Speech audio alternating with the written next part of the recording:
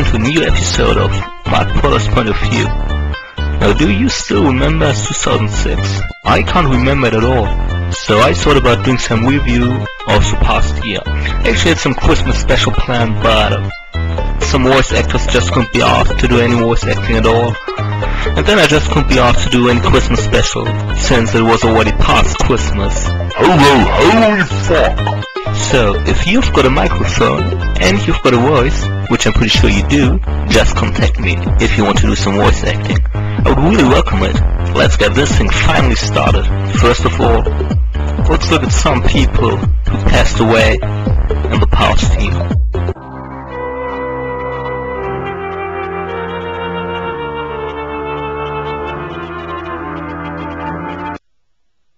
Rest in peace, Steve Irwin. Who else died? Well, let's just see what's going on in heaven.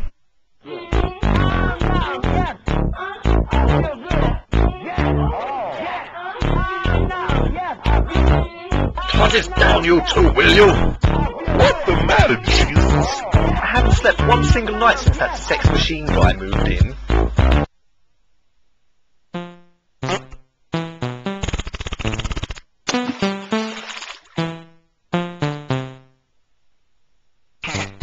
Snoopy, you're just too funny.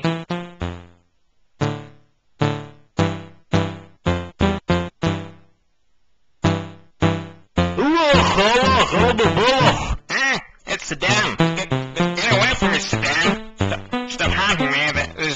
This is not really nice of you. Go away.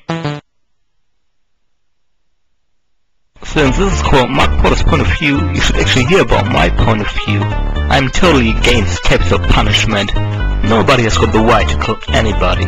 Killing should be legal in any case. If the law labels killing as legal, it's suddenly okay to kill somebody? A murderer is a murderer and will remain a murderer in my eyes, no matter if any law supports what he did and says it was right and legal. Killing is never legal. Who the hell are we to judge about another person's life? The murderer who killed somebody in the first place committed a crime. But if the law kills him, they will commit a crime as well. And since they killed somebody, they should get killed as well. But the guy that kills them should get killed as well, since killing is a crime. And it would go on and on like this until everybody was dead. Do you see how retarded that is? Two really important things happened in the world of video games in the past year. First of all, Nintendo's Wii came out. And Sony released the way too expensive PlayStation 3. Well, they did if you're in Japan or in the United States. Besides Europe, it also didn't came out in Australia.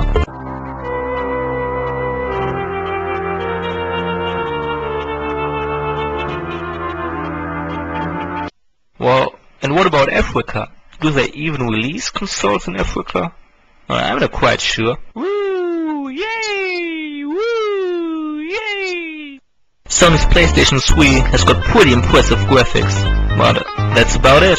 For the graphics of Nintendo 3 are an insult in my opinion. I really hope there will be good-looking Wii games in the future. Of course, I'm aware of the fact that the Wii graphics will be never as good as PlayStation 3 graphics. Yet, I'm pretty sure the Wii can do a lot of great graphics. At the moment, the greatest Wii game is The Legend of Zelda: Twilight Princess. It should surprise anybody that GameSpot also says it's the best Wii game of the past year. But The Legend of Zelda: Twilight Princess is nothing but a GameCube port, and you can tell if you look at the graphics. Those textures are disgusting, but I'm sure new games won't look that bad since they won't be GameCube ports. But the idea behind the Wii is just very innovative. So that's a cool thing about the Wii. You've got crap graphics, but you've got an innovative system. What PlayStation 3 is just, well, PlayStation's better graphics. That's about it. Still, I'm wondering, why did it took Nintendo so many years to get back to the roots? I mean, just remember the NES. There was a NES Zapper, which let you shoot objects on your telly screen. You also had the Power Glove, which you would use Mike Tyson's Punch-Out to, well, punch stuff out. Those inventions were just pretty innovative, and now Nintendo's finally going back to those. Talking about Mike Tyson's Punch-Out is also pretty funny, since it's called just Punch-Out nowadays. I'm actually wondering if there will be a Power Glove for the Wii, but I kind of doubt it.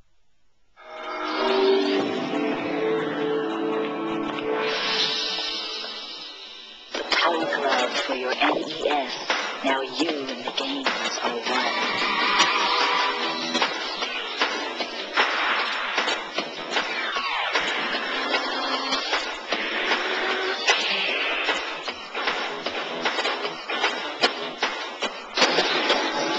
The Power Glove. Everything else is child's play.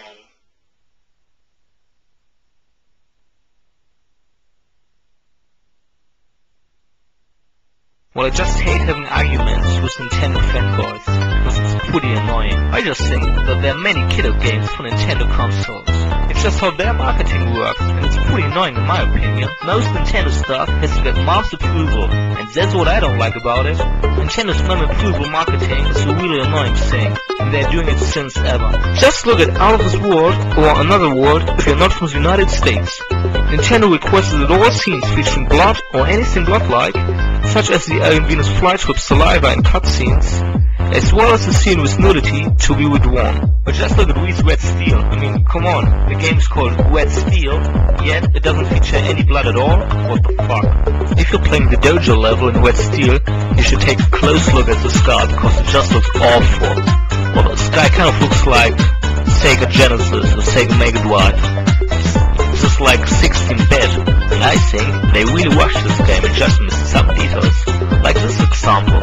In the multiplayer mode, you can also play a dinosaur. Since I enjoy playing characters that are different to the normal characters you get, I picked the dinosaur. Now the problem is, I was still holding my gun with a human hand while I was playing the dinosaur. That just felt very careless. At least they could have changed the texture to some lizard texture. The best album of the past year was Red Hot Chili Peppers' Stadium Arcadium, in my opinion. Overall, 2006 wasn't too great, well, when it comes to music. There have been a lot of killer albums in the years 2005, but 2006 wasn't really special at all. Well, the past year wasn't too special when it's about video games either.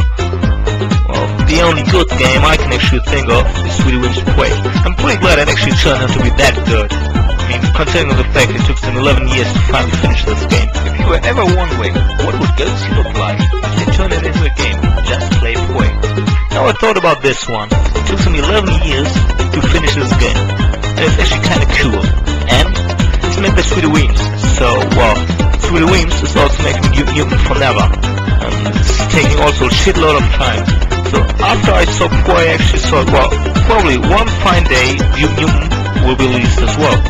I really love Duke Nukem, and I discovered the Duke Nukem High Definition Texture Pack, well, in 2006, so you could also call this a pretty cool game. I mean, Duke Nukem is an old game, and it's still pretty awesome, but with the new textures, it's, well, like a new game in my opinion, or kinda like a new game. So, cool games of the past year were Quake and Duke Nukem with high textures. I'm not quite sure when the texture pack actually came out. Probably from 2005, so whatever. I just discovered it in the past year.